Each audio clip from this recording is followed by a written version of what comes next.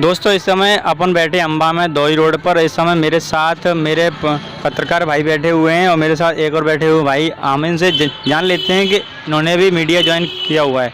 तो media join उन्होंने इसलिए किया हुआ है कि ये जो है बहुजन समाज की आवाज़ को उठाते रहते हैं। अब मैं इनसे जान लेता हूँ कि इनकी राय क्या है, इन्होंने मीडिया में ये आए क्यों हैं। तो मैं इनसे जानता हूँ सबसे पहले इनका नाम और इनका काम। सर आपका नाम? जी, सबसे पहले तो आपको नमो बुद्धा, जय भीम। मेरा नाम है योगेंद्र और मैं एक यूट्यूब चैनल चलाता हूँ, पंचशील टीवी के नाम से यूट्यूब चैनल है, जिस पर मैं बहुजन समाज से जुड़ी हुई खबरें अपलोड करता हूँ। जी, तो सर हम ये जानना चाह रहे थे कि आप मीडिया में क्यों आए?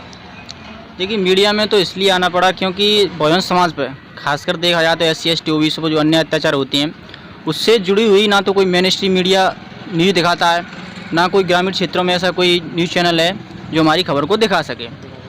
इसलिए हमने देखा कि हमारे समाज पर अन्य अत्याचार हो रहा है और उसकी खबर कोई दिखाता भी नहीं है, तो इसलिए हमने सोचा कि क्यों ना हम खुद का यूट्यूब चैनल चालू करें और जिससे हम वीडियो बनाएं और लोगों को दिखाएं कि हमारे समाज पर अन्य अत्याचार हो रहा है, ताकि लोग बाग भी देखें और आवाज़ उठाने का ही काम करते हैं हम। तो सर तो यानी कि आपका मैसेज ये रहा कि यानी कि हमें अपने युवाओं को जो है मीडिया में भी और वकील भी, डॉक्टर भी, हर क्षेत्र में अपने युवाओं को आना चाहिए। अगर हम नहीं आएंगे, हमारे जो है हमारे जैसे लोग नहीं आएंगे, तो फिर हमारी आवाज़ उठाने कोई और आएगा, है कि नहीं? बिल्कुल, देखिए आपकी आवाज़ कोई उठाने कोई नहीं आएगा, खुद ही उठाना पड़ेगा, क्योंकि जो मीडिया है ना वो तो उठाती नहीं है, अगर उठाती हुई तोड़ मरोड़ के बताती है। इसलिए खुद ही आना पड़ेगा, समाज के लोगों को खुद ही मीडिया में भी काम करना पड़ेगा और वकील भी बनना पड़ेगा। हर जो सिस्टम है, आज देख लो सिस्टम में सब लोग वही बैठे हैं, तो जातिवादी लोग हैं, हमारे लोग हैं ही नहीं। इसलिए मैं यही कहना चाहूँगा कि सब लोगों को, समाज के जितने भी बुद्धिजीवी लोग हैं, उन सभी को आना चाहिए इस क्षेत्र में। बिल्कुल। सर आपके अंदर ये सोच कहाँ से आई कि मुझे मीडिया में आना चाहिए? क्योंकि डॉक्टर अंबेडकर ने ये कहा था कि हमको, हमारे युवाओं को हर क्षेत्र में आना चाहिए। आपके अंदर ये सोच कहाँ से आई कि मुझको मीडिया में भी आना चाहिए? देखिए, सबसे ज़्यादा मैं प्रेरित हूँ तो वो बहुजन महापुरुष, जिनमें सबसे ज़्यादा बाबा साहब डॉक्टर भीमराव अम्बेडकर हैं। उनकी जीवनी पढ़ करके, उनका जीवन संघर्ष पढ़ करके, उससे ज़्यादा मैं सबसे ज़्यादा उनसे प्रेरित हूँ। इसलिए मैंने ये कदम उठाया, क्यों ना मेरे समाज पे जो अन्य अत्याचार होता है उसकी खबर अपलोड करूँ और दिखाऊँ समाज को क्या सच्चाई है और क्या झूठ है। यानी कि जो मीडिया है ना वो तो झूठ बताती है सब चीज़, या सरकार गलत करे या सही करे। अगर सरकार गलत भी करती है तो मीडिया भी उसको सही साबित करने में तुली रहती है। आज देख लीजिए, जो देश के युवा हैं वो जो अग्निपथ योजना लेकर के आए हैं। अच्छा। अग्निपथ योजना केंद्र सरकार ने अभी लागू की है 14 तारीख को, 14 जून को। आज उसके खिलाफ पूरे देश भर में आंदोलन हो रहा है। अच्छा।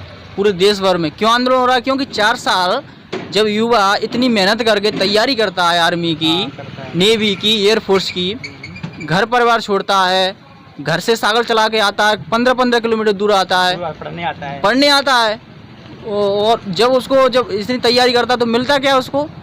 4 साल सेवा करेगा बस। वो यानी कि 4 साल बाद उसको उस नौकरी से हटा दिया जाएगा। 4 साल बाद नौकरी से हटा दिया जाएगा, फिर रोजगार के लिए दर दर भटकेगा, फिर मांगेगा रोजगार। अब रोजगार कहाँ से? तो उसके नाम के पीछे ये भी तो आया है कि भाई ये 4 साल बाद ये भूतपूर्व हो गए, भूतपूर्व सैनिक बन गए। ये भी तो बड़ी बात है, लिख के आ जाए। भूतपूर्व से हो क्या रहा है? क्या हो रहा है बताओ? जब उसके पास कुछ रोजगार ही नहीं बचेगा फिर क्या करेगा बताओ? युवा क्या करेगा? एक बात बताओ।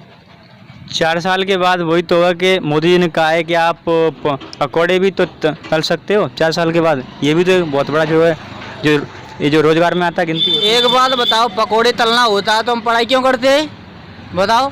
अगर पकौड़ा ही तलना होता है तो हम पढ़ाई छोड़ करके पकौड़ा तलते। लेकिन ये सिस्टम में जो सरकार बैठी हो, क्यों बैठी हुई है? क्या इसीलिए कि जो युवा है उनका भविष्य खराब कर दिया जाए? आजकल सर प्रत्येक नौकरी को जो है ठेके पर दिया जा रहा है। अगर इन मंत्रियों को भी ठेके पर रखा जाए तो कैसा रहे? 2 साल के लिए, 2 साल बाद इनको हटाया जाए, किसी और को रखा जाए। बिल्कुल, ये इन मंत्रियों को भी इसी तरीके ठेका पर रखा जाए। जो ये देश के युवाओं के लिए कर रहे हैं ना, ये लागू इनके जो मंत्री है ना, इन पे होना चाहिए ये सब चीज़। बिल्कुल होना चाहिए। एक MLA की भी जो है 5 साल की अवधि रहती है। अब अगर उनकी 5 साल की अवधि रहती है, लेकिन जो देश का युवा जो देश की सेना में जा रहा है उसकी अवधि मात्र 4 साल की रहती है। इस पे आप क्या है, आपकी राय क्या रहेगी इस पे? देखिए, ये देश के युवाओं के साथ में बहुत खिलवाड़ हो रहा है। हम इसका विरोध करते हैं और सरकार से मांग करते हैं कि ये तत्काल प्रभाव से ये वापस ली जाए। ये योजना है जो पहले स्कीम चल रही थी वही लागू करी जाए। हम इसका विरोध करते हैं। आज देश भर में पूरे देशव्यापी आंदोलन हो रहा है, इसके खिलाफ युवा रोड पर उतर आए हैं। जब युवा ही देश के जो नौजवान हैं, वो जो जनता है वो ही नहीं इस नियम को स्वीकार कर रही है, तो ये सरकार क्यों ज़बरदस्ती थोपना चाहती है? बीजेपी में अभी जो है 1 साल पहले, बल्कि 1 साल हुआ नहीं, उन्होंने किसानों के लिए ये लेके आए थे बिल। 2 साल तक खूब हो अल्लाह हंगामा हुआ, तो उसके बाद भी इन्होंने उस बिल को लिया था वापस। कहीं ये भी बिल वापस हो सकता है ऐसा कुछ? देखिए, वो बिल जो सरकार लेके आई थी किसान बिल, वो भी किसानों ने बहुत संघर्ष किया था। कई किसानों ने बलिदान दिया था अपना। कई किसान मर गए थे वहाँ पे, शहीद हो गए थे। 500 से ज़्यादा शहीद हो गए थे। तब कहीं जा कर के ये सरकार झुकी थी, लेकिन ये सरकार फिर भी गलत किया था उसने। जब 500 शहीद हो गए थे उसके बाद सरकार झुकी थी, तब उसके बाद वापस लिया था। ये क्यों बार बार ये नियम क्यों लेके आती है सरकार, पता नहीं, ये गलत कर रही है। हम यहाँ पे देख रहे हैं कि देश का युवा हो चाहे देश का किसान मजदूर, आज प्रत्येक व्यक्ति जो है आ चुका रोडों पर। अगर प्रत्येक व्यक्ति इस तरह से आ जाए रोडों पर, हमने अभी देखा अभी जो है भारत के पास एक देश है श्रीलंका, वहाँ पे क्या हुआ है, वहाँ पे जो है उस देश की पूरी जो है एक तरह से उस देश का भट्टा बैठ गया है। वो देश की पूरी शासन सत्ता पूरी हो गई नष्ट। वो हुआ क्यों? क्योंकि वहाँ के नेताओं की वजह से। अब इंडिया के नेता क्या कर रहे हैं, क्या यहाँ कुछ ऐसा ना हो जाए?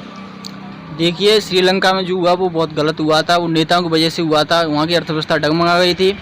अगर इसी तरह ये यहाँ पे चलता रहेगा, प्राइवेटीकरण जो कर रहे हैं ना, निजीकरण, तो ये सिस्टम ये भी ऐसा ही हो जाएगा श्रीलंका जैसा।